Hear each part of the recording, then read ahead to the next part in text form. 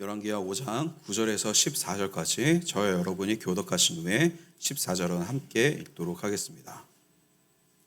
9절입니다. 나아만이 이에 말들과 병거들을 거느리고 이르러 엘리사의 집 문에 서니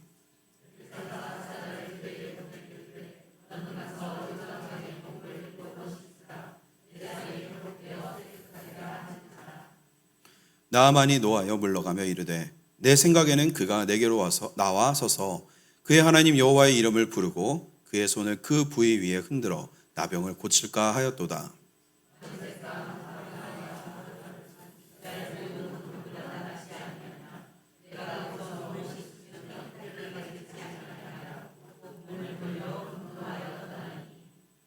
그의 종들이 나와서 말하여 이르되 내 아버지여 선지자가 당신에게 큰 일을 행하라 말하였다면 행하지 아니하였으리이까 하물며 당신에게 이르기를 씻어 깨끗하게 하라 함이리이까 하니 나아만이 이에 내려가서 하나님의 사람의 말대로 요단강에 7번 몸을 잠그니 그의 살이 어린아이의 살같이 회복되어 깨끗하게 되었더라. 아멘. 이 시간 서울영동교회 윤영욱 목사님께서 우리가 선택할 때 하나님은 변화를 만드신다라는 제목으로 말씀을 전하실 때 하나님의 큰 은혜가 있기를 바랍니다.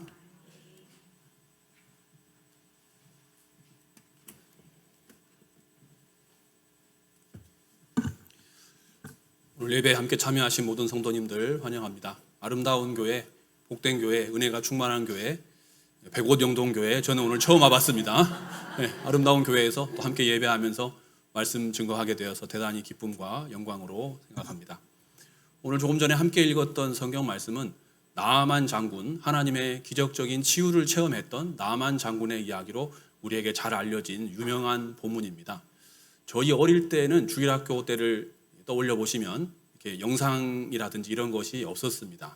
저희 어릴 때는 융판이라고 해서 이렇게 헝겊으로 감싸져 있는 화이트보드를 이렇게 놓고 이제 부직포처럼 이제 그림을 붙여가면서 설명했던 그런 방식으로 성경의 내용을 많이 설명해 주셨던 기억이 지금도 생생합니다.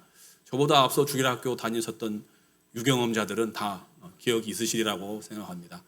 저희 주일학교 선생님이 여러 가지 성경 이야기 많이 해주셨는데 그 중에 하나가 오늘 나아만 장군의 이야기입니다. 저는 지금 이제 목사가 되어서 제가 이제 성도님들에게 말씀을 증거해야 되는 시점에 이르렀는데 여러분과 저의 공통점이 있다면 인생의 어느 시점에 누군가가 복음을 전해 주었다는 사실입니다. 그래서 그 사람의 영향력 때문에 지금 여러분은 또 성도로서 또 저는 목사로서 이 자리에 함께 있는 것이고요.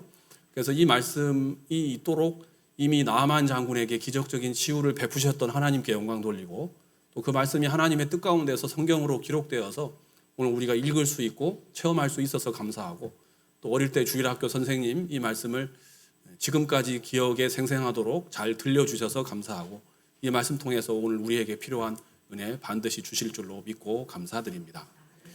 이 말씀은 어릴 때 주일학교 선생님으로부터 재미있게 들었던 성경 이야기인 동시에 우리가 믿는 하나님이 얼마나 능력이 많으신 분인가.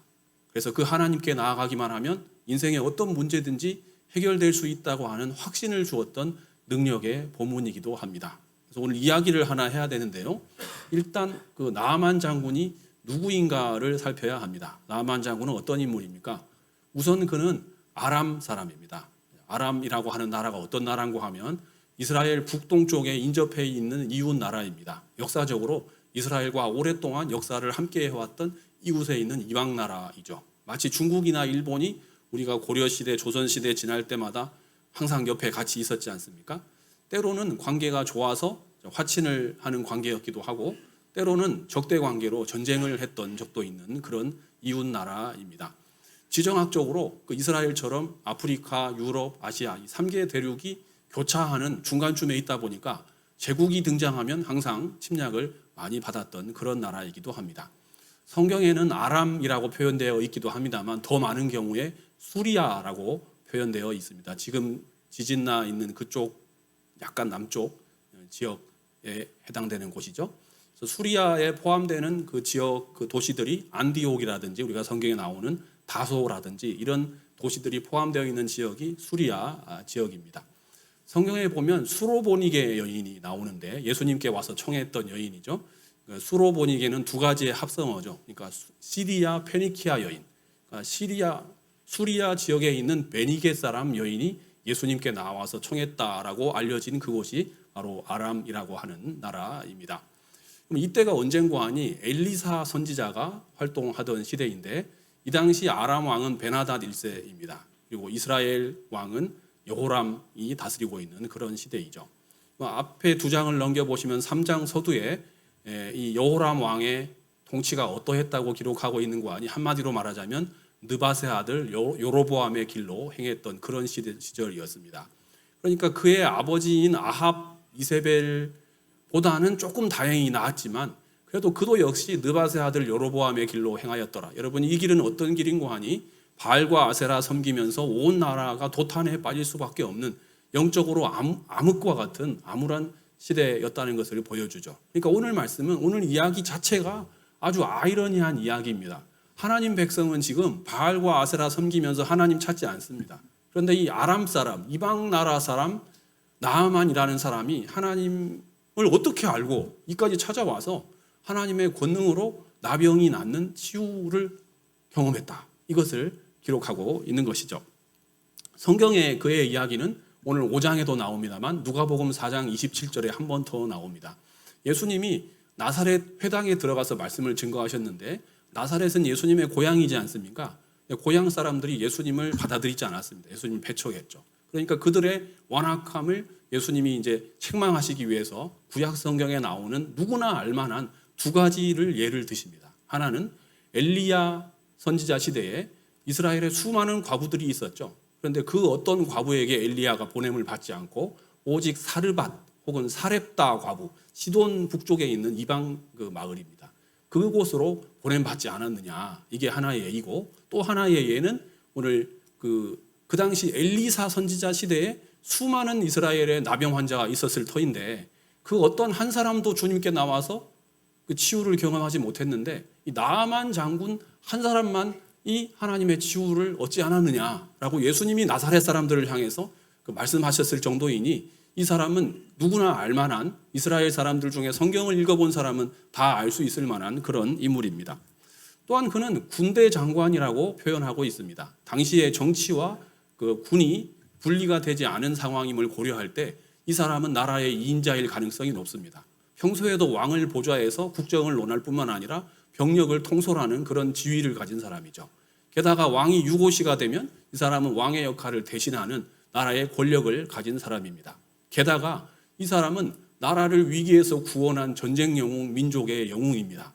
우리나라의 이수진 장군에 대한 기억과 어떤 생각이 분명히 있지 않습니까? 나라가 위기에 처했을 때 군대를 이끌고 나가서 적군을 무찌르고 나라를 구원했던 민족적인 영웅이죠.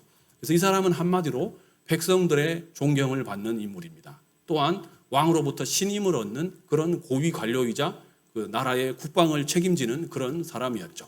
그러니까 이 사람은 한마디로 외적인 조건은 완벽합니다. 그런데 중요한 것은 이 사람에게 문제가 하나 있습니다. 그 문제가 무엇입니까? 나병이라고 하는 문제인데요. 우리 주변에도 보면 어떤 사람이 아주 완벽한 사람이 있을 수가 있습니다. 외적인 모든 조건은 다 완벽한데 한 가지 딱 문제가 있는 사람. 근데 그 문제가 너무나 커서 나머지 모든 좋은 조건을 다 잠식하고도 남음직한 그런 경우가 덜어 있습니다. 어떤 분은 장점이 너무나 많은데 단점이 딱 한 가지. 너는 그것만 고치면 돼. 뭐 이런 경우죠. 그 단점 한 가지가 모든 장점을 다 잠식하고 남음직한 그런 상황인 경우가 있죠. 이 나만 장군의 문제는 그가 아무리 높은 권력자이고 아무리 백성들로부터 존경받는 그런 존귀한 자라 할지라도 그 사람에게 몸에 나병이라고 하는 고칠 수 없는 큰 질병이 있습니다. 이것이 그의 문제이죠.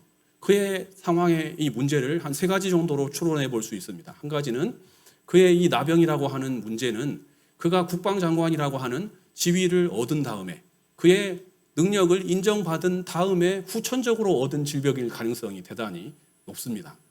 그런 관계로 또 한 가지 추론은 그는 가능하다면 이 자신의 신체의 비밀을 모든 사람이 알지 않도록 누군가에게 발설이 되지 않도록 그 정보를 보안을 철저히 했을 가능성이 높습니다. 문제가 될 수가 있으니까요. 이것이 알려지면 자신의 직무를 수행하는 데 큰 문제가 될 수가 있습니다. 하지만 세상에 영원한 비밀이 어디 있습니까? 가까이 사는 식구들, 또 자기 밑에 수종드는 부하들은 자신의 신체의 비밀을 알고 있었습니다. 그러니까 그는 낮에는 왕과 더불어 국사를 논합니다. 병력을 번쩍이는 갑옷을 입고 병력을 통솔합니다. 하지만 저녁이 되어서 하루 일을 마치고 집에 돌아오면 이제 갑옷을 벗어야 될 때가 있습니다. 여러분, 우리가 갑옷을 입고 세상을 살아갑니다. 하지만 갑옷을 벗는 시간이 있습니다. 갑옷을 벗으면 어김없이 자신의 썩어 들어가는 피부를, 자신의 문제를, 자신이 갖고 있는 이 어려운 상황을 매일 외면할 수 없죠. 매일 직시해야 하는 그런 상황 속에 있습니다. 그래서 나아만 장군은 오늘 현대인들의 표상입니다. 그러니까 제가 지금 말씀드리려고 하는 것은 사람이 겉모습하고 내면 세계가 다를 수 있다는 사실입니다. 겉으로는 번쩍이는 갑옷을 입고 병력을 통솔하고 가장 존귀한 자이지만 그 내면 세계에는 그 갑옷 바로 밑에는 썩어 들어가고 있는 피부가 있다는 사실이고, 이것은 외면한다고 없어지지도 않고 부정할 수도 없는 것이고 자신에게 존재하는 문제라는 사실입니다. 오늘 말씀을 통해서 첫 번째 고찰하려고 하는 하나님 말씀은 이 나만 장군으로 대변되는 현대인들의 삶의 어떤 모습의 특징에 대해서 함께 고찰하려고 합니다. 그러니까 겉으로는 아주 완벽하고 엑셀런트하고 훌륭하지만 그 내면 세계는 그 외면의 모습과 전혀 다를 수 있다는 것, 그리고 그런 경우가 아주 많을 수 있다는 게 이 현대인들의 특징이라는 점입니다. 현대 사회를 특징 짓는 그 어떤 그런 학문적인 연구를 사회학자나 미래학자들이나 철학자들이 참 많이 해왔습니다. 그래서 현대 사회를 무엇이라고 정의하는고 하니 최근 트렌드대로 하자면 피로사회, 비슷한 용어로 우울사회라고 표현합니다. 성도 여러분, 한국의 지금 수도권에서 살아가고 계시는데 한국 사회는 피로사회입니까? 우울사회입니까? 한국 사회를 한마디로 정리하자면 어떻게 표현할 수가 있겠습니까? 한국 사회는 서구 사회보다 더 피로사회라고 합니다. 더 우울사회라고 합니다. 외국인들이 봤을 때 한국 사회는 영어로 하자면 익스트림하다고 합니다. 아주 극단적인 곳이죠. 초하이 스피드로 뭔가 변화가 되고 있습니다. 오늘 주일 아침인데요. 밖에 이렇게 나가보시면 천천히 걷는 사람이 한 명도 없다는 사실을 발견할 수가 있을 것입니다. 거의 다 뛰듯이, 특히 전철역 같은 데 근처에 보시면 저는 좀 천천히 음악 들으면서 가고 싶은데 왜 이렇게 뛰는 사람이 많은지, 그래서 뛰다 보면 전철이 도착해 가는가 보다, 그것을 알 수 있을 정도이죠. 학생은 학생대로, 직장인은 직장인대로, 심지어 목회자는 목회자대로 무언가 빨리 가서 자기가 간 목적지에 빨리 도착해서 시간을 아껴서 무언가를 열심히 해야 되는 그런 상황 속에 있습니다. 어느 시대마다 그 시대를 특징 짓는 질환이라고 하는 것이 있는데 우리 시대는 단연 팬데믹이죠. 또한 21세기부터는 이 대표적인 그 시대를 주름잡는 어떤 그 질환이 신경증적인 질환이라고 합니다. 옛날하고 좀 많이 달라졌죠. 그러니까 20세기까지는 사회가 규율 사회였습니다. 그러니까 사회에 규율이라는 것이 존재하고 제도나 법칙이라는 것이 존재합니다. 약간 부정적이긴 하지만 이 제도가 우리 사회를 지탱해 줍니다. 우리를 통제하는 어떤 존재가 있다고 한다면 이미 존재하는 법, 또 규칙, 규율, 이것이 존재해서 비록 부정적이긴 하지만 그 법을 지키는 한, 그 규율대로만 잘 따라가면 모든 사람이 그래도 괜찮게 생활할 수 있는 사회가 20세기까지의 사회였습니다. 21세기부터는 누군가가 우리를 규율하지 않습니다. 이제 긍정성의 과잉의 시대, 자율성의 시대, 경쟁사회, 피로사회라고 21세기를 규정하고 있죠. 그러니까 다른 어떤 규칙이 우리를 제한하지 않습니다. 심지어 다른 사람도 우리를 제한하지 않습니다. 우리를 통제하는 사람은 자기 자신입니다. 그러니까 긍정성이 자기를 제한하고 통제하는 그런 시대에 살아가고 있는 것이죠. SNS라고 하는 것을 통해서 얼마나 많은 연락을 주고받습니까? 그러니까 우리가 24시간이니까 하루에 24시간을 일할 뿐 하루가 만약에 30시간이면 30시간 일을 할 것입니다. 그러니까 현대사회는 경쟁사회이고 성과주의 시대를 살아갑니다. 눈에 보이게 내가 일을 한 만큼 금방금방 성과가 나타나는 것이니 누가 일을 더 하라고 20세기처럼 막 이렇게 감시하지 않아도 스스로 쉬지 못하는 거죠. 그래서 밤이 돼도 쉬는 시간이 돼도 쉬지 못하는 것이 피로사회의 특징입니다.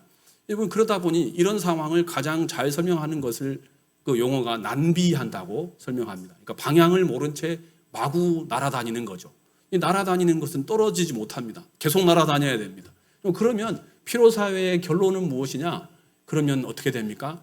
탈진합니다. 그래서 피로사회의 결론은 탈진해서 지친 사람들이 많은 세상. 그것이 우리가 살아가는 시대의 특징입니다.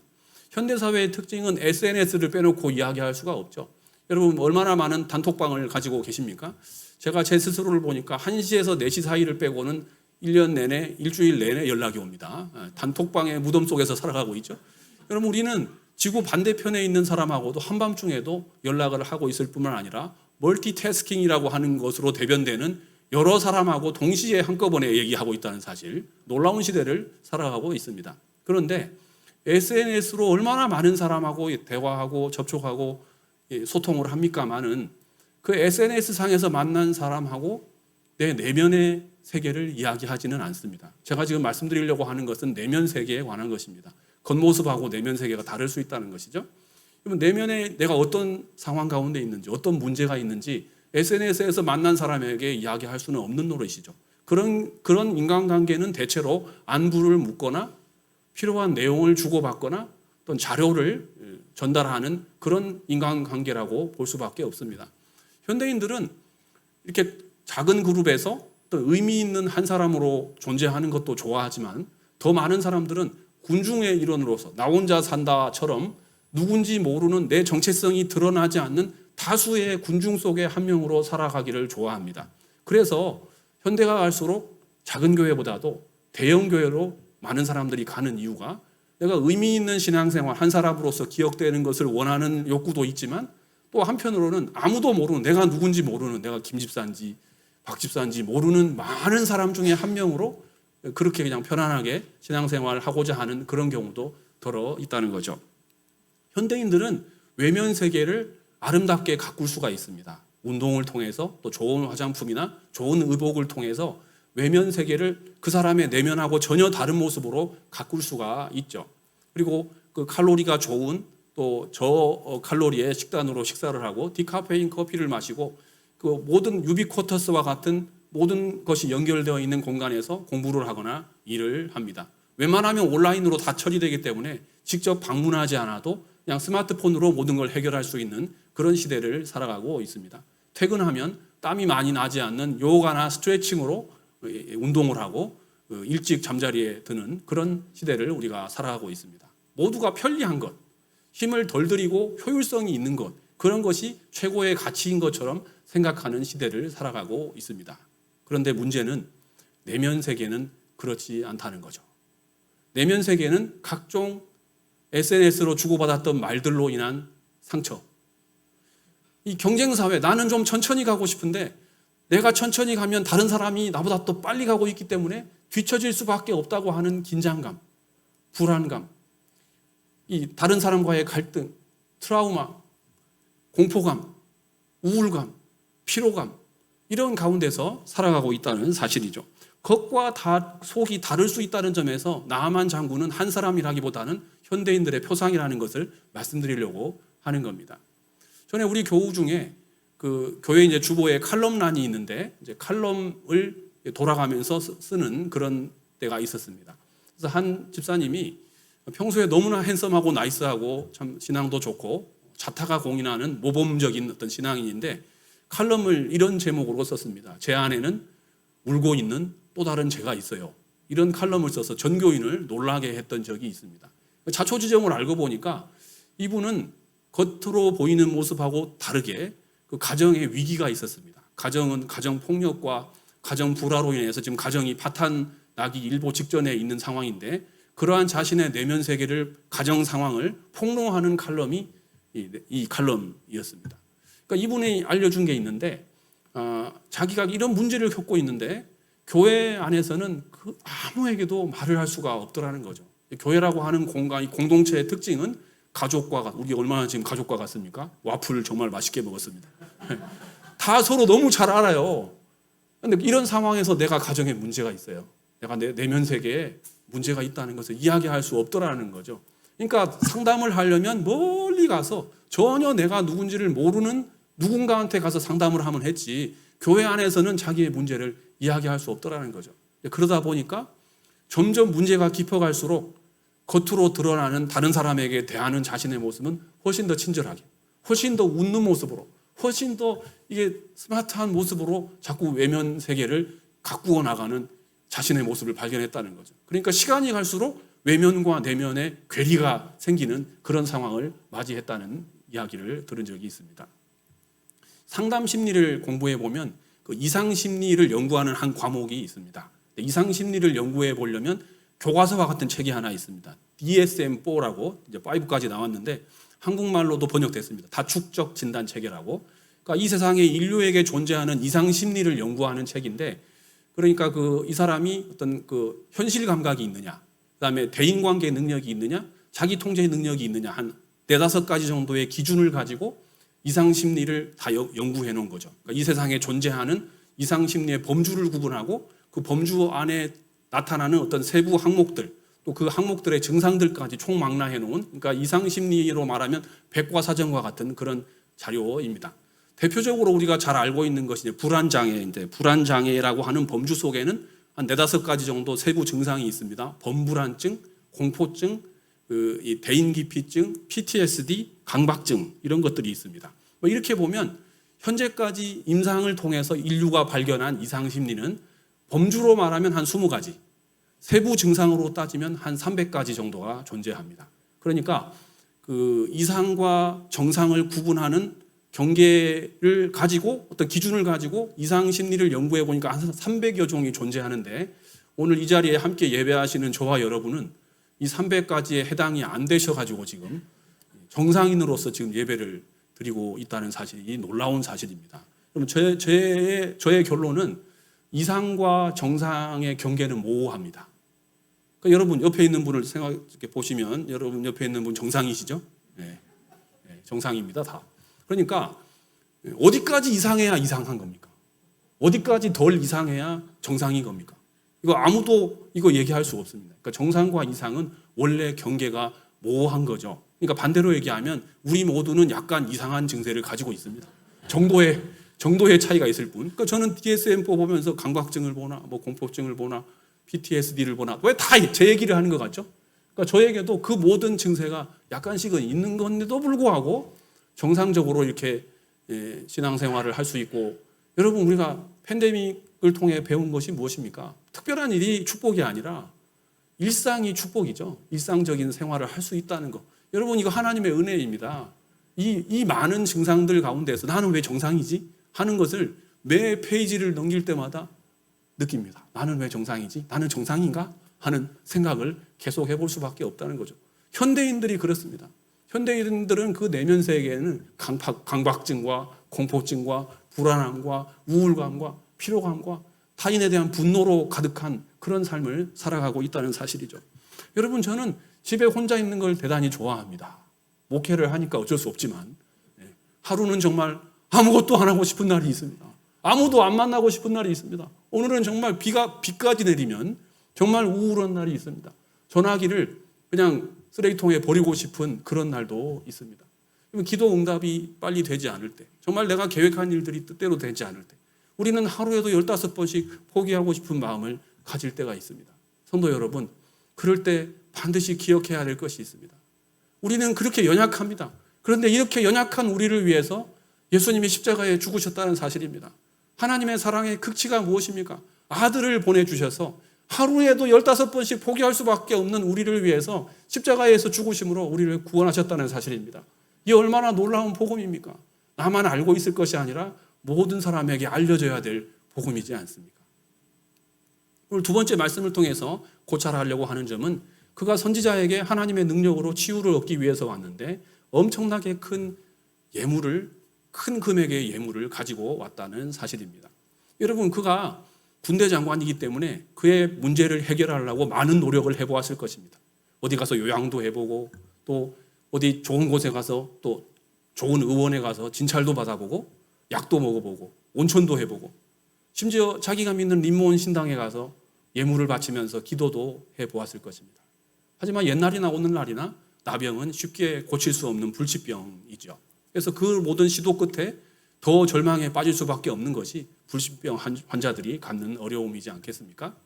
그러던 어느 날 그의 인생에 문제 해결의 서막이, 여명이 비춰오는 그런 순간이 다가왔습니다. 뭔가 하니 자기 집에 이스라엘 출신 여종이 한 명 있는데 이 여종이 자기 아내에게 자꾸 얘기하는 것이죠. 아니 우리 그 주인 어르신 나병인데 우리 고향에 가면 우리 동네에 가면 선지자가 있는데 엘리사라고 하는 선지자가 있는데 그 선지자에게만 가면 그가 여호와 하나님의 권능으로 기도를 하는데 이 나병을 고칠 수 있습니다. 우리 동네에서는 나병하고 감기하고 비슷하게 칩니다. 이렇게 이거 지금 아람에 있으니까 이거 하나님을 몰라가지고 지금 이게 나병 때문에 고민하고 있지. 우리 동네에 가면 똑같습니다. 그냥 금방 이거 기도 한번 하면 그냥 별것도 아닙니다. 이거 자꾸 이렇게 얘기를 하는 거죠. 그러니까 처음에는 반신반의했겠죠. 아니 나병을 어떻게 고쳐요? 자꾸 얘기하니까 게다가 확신에 차서 얘기하니까 결정적으로는 내가 봤다고 그러니까 사람이 내가 봤다고 하는 데에서 무슨 반박이 가능합니까? 내가 봤다는데 결국 결론에 도달하죠. 요거는 여호와 하나님께 여러분 이스라엘의 하나님이 능력이 있다는 것은 고대 근동에서는 잘 알려져 있는 바입니다. 그래서 마지막 수단으로 하나님께 가서 선지자를 통해서 기도받고 치유를 얻어야 되겠다. 이런 결론에 도달하는 거죠. 왕에게 보고했습니다. 왕도 그를 신임하기 때문에 바로 허락을 해 주었죠. 그가 얼마나 큰 기대감과 확신에 차 있는지를 설명해 주는 두 가지 단서가 본문에 있습니다. 하나는 왕의 친서입니다. 왕이 편지를 써주었죠. 여호람 왕이시여 제 신하가 한 명 지금 이 편지와 함께 가고 있는데 이 신하가 이만저만해서 이런 질병에 있사오니 왕은 이 편지를 받는 순간 이 신하를 보내오니 잘 살펴서 그의 나병을 고쳐주시면 감사하겠습니다. 이렇게 편지를 써서 보낸 것이죠. 여호람 왕이 대노했습니다. 이것은 필시 어떤 외교적으로 시비를 얻고자 합니다. 내가 하나님이간데 어떻게 나병을 고치며 사람을 죽이며 살릴 수가 있는가? 이렇게 오해했을 정도로 그 편지가 왕의 편지가 오고 갔다는 사실이죠. 또 한 가지 그의 기대감과 절박함을 잘 보여주는 단서는 그가 엄청난 양의 금은보와 예물을 가지고 하나님의 선지자 앞에 나와왔다는 사실입니다. 본문에는 세 가지가 나오죠. 하나는 은 10달란트와 금 6,000개와 의복 10벌입니다. 이게 어느 정도의 가치가 있는지를 설명해 주지 않으면 여러분이 오늘 말씀을 깊이 이해할 수 없기 때문에 설교자가 경제학자는 아닙니다만 설교자는 원래 토요일 되면 할 일이 많습니다. 그래서 여러분은 너무나 바쁘기 때문에 제가 계산을 좀 해봤습니다. 그러니까 옛날에는 그 화폐가 이제 주조술이 발견되기 전에는 무게가 그 가치였습니다. 그러니까 달란트라고 하는 이제 그 단위가 오늘 나오는데요. 원래는 예수님 시대에는 이제 화폐의 단위였지만 그 전에는 무게의 단위였습니다. 옛날에는 금이나 은이 무게가 많이 나가면 당연히 값어치가 있는 것이고 적게 나가면 가벼우면 적게 나가는 것이죠. 그러니까 달란트는 원래 무게로도 화폐 단위로도 큰 단위입니다. 그러니까 무게로 달란트는 한 달란트는 34kg 정도가 됩니다. 그리고 화폐로는 잘 알려져 있는 것처럼 6천 데나리온 정도의 가치가 있으니 오늘날 단위로 말하면 억대의 가치가 있는 단위가 달란트이죠. 그런데 은이 10달란트입니다. 그러면 이것은 은덩어리가 요만한 거죠. 340kg 정도 되는 은덩어리를 하나 준비를 했습니다. 두 번째는 조그만한 금덩어리가 6,000개입니다. 그러니까 두 번째 거는 신학자들이 보통 한 70kg에서 100kg 정도 나올 것이다. 이렇게 추산을 합니다. 그러면 이거를 이제 그 당시 화폐로 환산한 다음에 오늘날 우리 시대의 화폐로 환산하면 성도님들이 그 정도 되는구나라고 이해를 할 수 있는 것이죠. 저 같은 고민을 저만 한 것이 아니라 카일이라고 하는 독일 신학자가 이미 고민을 많이 했어요. 그래서 옛날 영국 파운드로 계산해 놓은 게 있습니다. 첫 번째 그 은 10달란트는 영국 옛날 파운드로 계산해 보니까 한 3,750파운드. 금 6,000개는 옛날 영국 파운드로 한 7,500파운드 정도가 됩니다. 물론 여러분 이건 다 추정치에 불과합니다. 그 귀금속의 가치라고 하는 것은 나라마다 시대마다 그 금액의 차이가 당연히 있는 것이죠. 게다가 환율이 지금 급등하고 있는 것을 우리가 경험하고 있지 않습니까? 환율은 그 경제 상황에 따라서 국제 어떤 정세에 따라서 늘 실시간으로 바뀌는 게 환율이기 때문에 이것을 한국 돈으로 우리 시대의 어떤 화폐로 환산한다는 것 자체가 약간 좀 오버일 수는 있습니다만 그래도 성도님들이 이해를 하는 것이 필요하기 때문에 그래서 그렇게 따지면 그 은 10달란트는 한 40만 불 그리고 금 6,000개는 한 90만 불 의복 10벌까지 합치면 한 150만 불 정도 된다고 볼 수가 있겠습니다만 이건 어디까지나 추정치입니다. 참고만 하셔야 됩니다. 어디 가서 막 SNS에 올리시면 안 됩니다. 나아만 장군이 가지고 온 그 예물이 150만 불이라고 하더라라고 추정할 수 있다는 이야기입니다.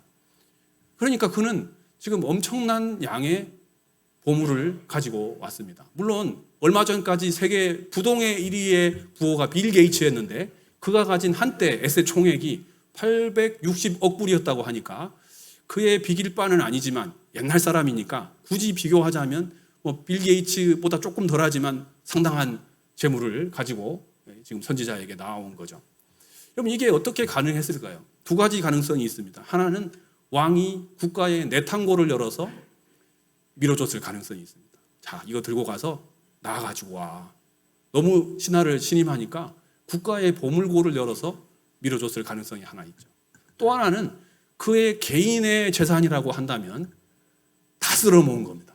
그가 동원할 수 있는 빌릴 수 있는 거 다 빌리고 자기 집에 있는 팔 수 있는 거 다 팔고 금고 안에 넣는 거 다 우리가 쓰는 말로 하자면 올인을 한 것이죠. 하나님 앞에 기도받으려고 하나님께 나아가는 사람으로서 자기가 총동원, 자기가 가진 모든 자산을 다 끌어모은 겁니다. 성도 여러분, 왜 이렇게 했을까요? 이렇게 해야 되는 겁니까? 우리가 오늘도 하나님 앞에 나와 지금 기도하고 예배드리고 있는데 하나님께 뭔가 내가 특별한 문제가 있어서 그 문제 때문에 기도를 하려면 예물이 막 이렇게 있어야 되는 겁니까? 제 재산을 다 쓸어 모아가지고 가지고 나와야 되는 겁니까? 이거 너무나 아이러니하지 않습니까? 하나님 백성은 지금 하나님께 나아오지 않습니다. 하나님께 올인하지도 않습니다. 오히려 바알과 아사라에게 가서 비를 내려달라 막 이렇게 막 손들고 기도하고 있는 이런 상황인데 그런 상황에서 하나님을 모르는 아람 사람이 150만 불 이상 자기가 가진 모든 재산을 다 쓸어 모아서 하나님한테 올인했다는 거죠. 여러분 그 이유는 딱 두 가지입니다. 기대감과 절박함입니다. 이것이야말로 마지막 수단이다. 이 방법 말고는 다른 방법이 없다. 여러분 안 나오면 어떻게 됩니까? 개인 파산 내지는 국가 부도 상태가 되고 말 것입니다. 왜냐? 다 쓸어 모아서 왔기 때문에. 하나도 남겨놓지 않았습니다. 여러분 여기서 실패하면 이 사람의 인생이 끝나는 것뿐일 뿐 아니라 영원히 다시금 나을 수 없으리라. 이것이 마지막 기회이리라 라는 확신을 가지고 하나님 앞에 나온 것이죠. 성도님들은 하나님께 나올 때 어떻게 나오고 계십니까? 몇 가지 수단을 남겨놓은 채 나오고 계시지는 않습니까? 이게 얼마나 놀라운 결단입니까? 성도가 매일같이 삶 속에서 해야 될 그런 행함과 실천과 결단이지 않습니까? 오늘 세 번째 말씀을 통해서 고찰하려고 하는 점은 이 나아만 장군이 자기 생각을 버리고 하나님의 선지자의 말대로 요단강에 가서 7번 몸을 씻은 다음에 온전하여졌다는 그 이야기의 내용입니다.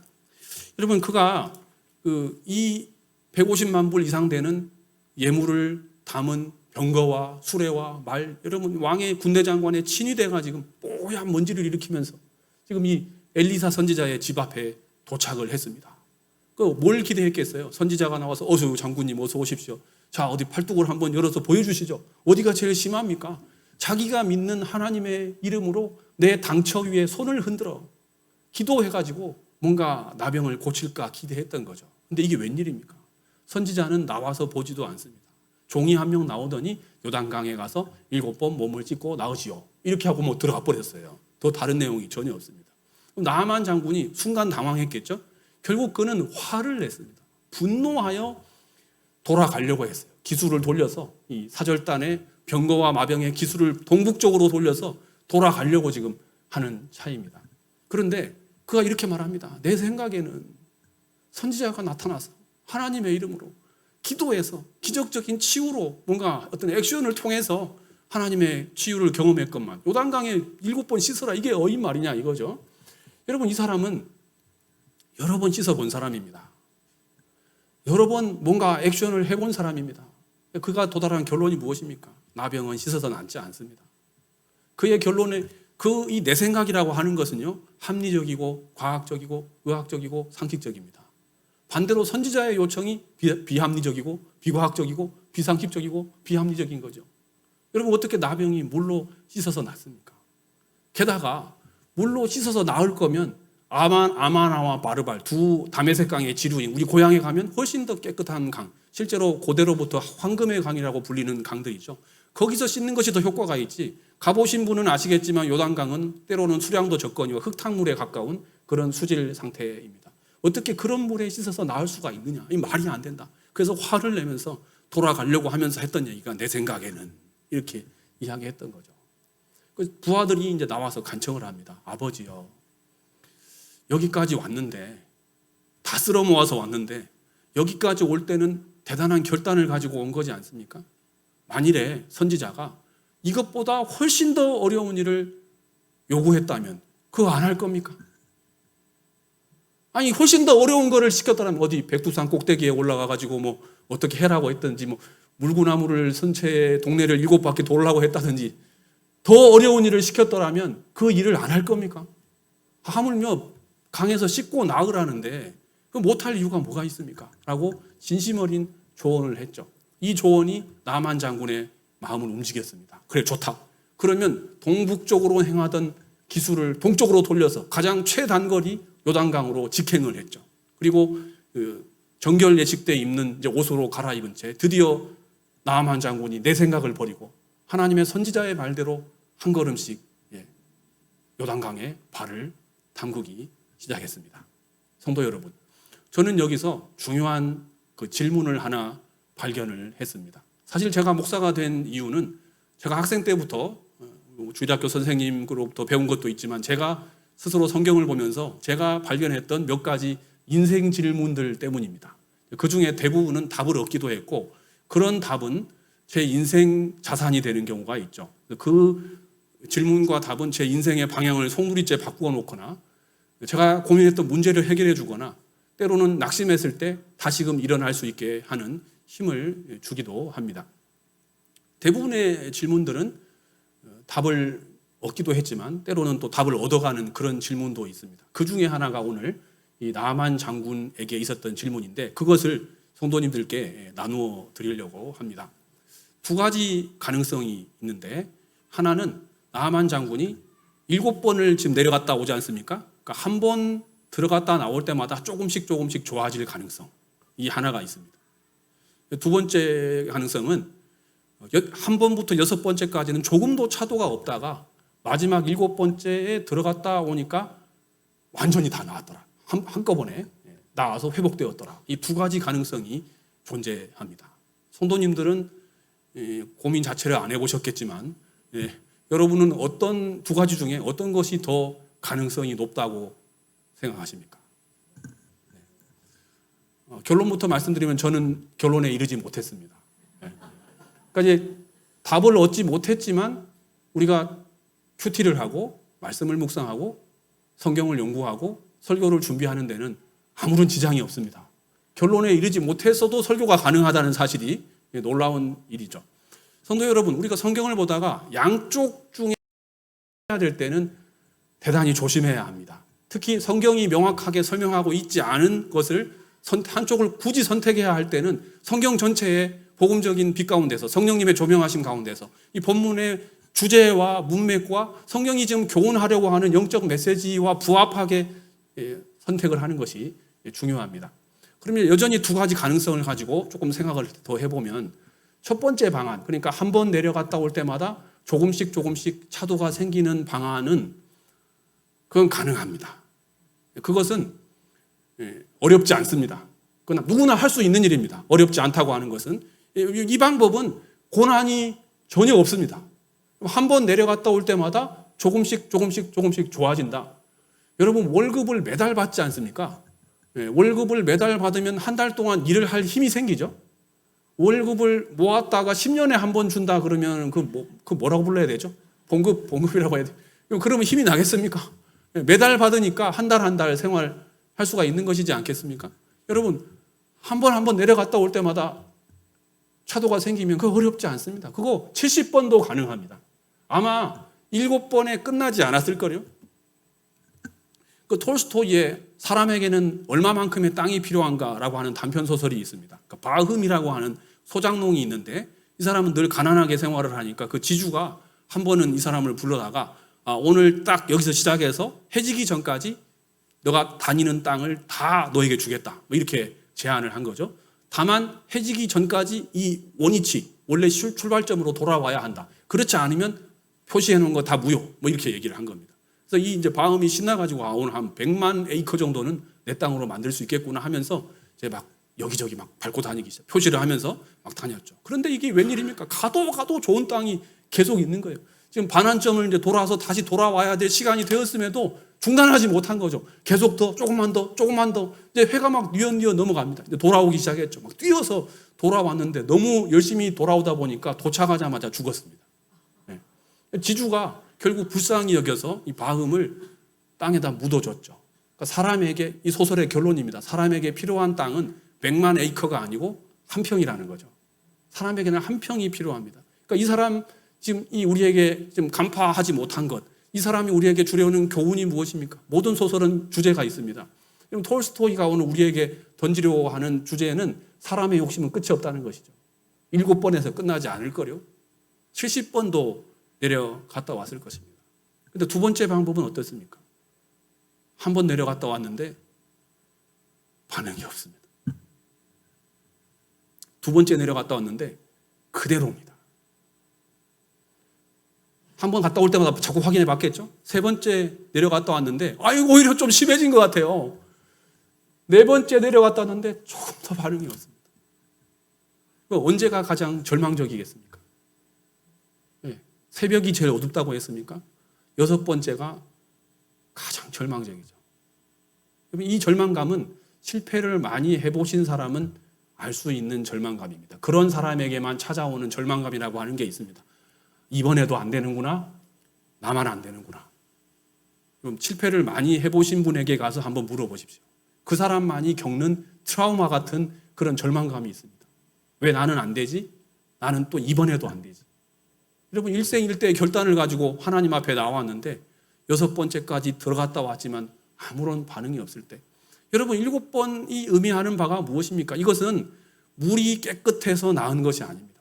이것은 철저히 온 100% 하나님의 권능으로 치유와 회복을 얻은 것이지 이 사람이 뭔가를 치료를 받아서 뭔가 좋은 물에서 씻어서 그래서 나은 게 아니라는 것이죠. 철저히 하나님의 능력으로 회복되었다는 것을 강조하는 것이 이게 7번이라는 것의 의미입니다. 왜 7번을 요구하십니까? 성도 여러분, 우리가 믿는 하나님은 전능하신 분입니다. 한 번 내려갔다 와도 낫게 하실 수 있는 분이죠. 그런데 7번을 내려갔다 오라고 합니다. 여러분 실로암에 가서 씻으라고 합니다. 여러분 맹인이 어디를 더듬어서 실로암까지 갈 수가 있겠습니까? 여리고성을 7번 돌아야 무너진다고 합니다. 한 번에 그냥 무너지면 안 되나요? 우리 하나님이 그렇게 능력이 없으신 분인가요? 왜 7번을 요구하십니까? 하나님께서 우리에게 요구하시는 것은 일단은 하나님에 대한 믿음입니다. 또 한 가지는 우리가 순종이라고 표현하는 인내가 필요한 것이죠. 하나님은 그것을 우리에게 요구하십니다. 그래서 우리가 할 수 있는 것은 아무것도 없습니다.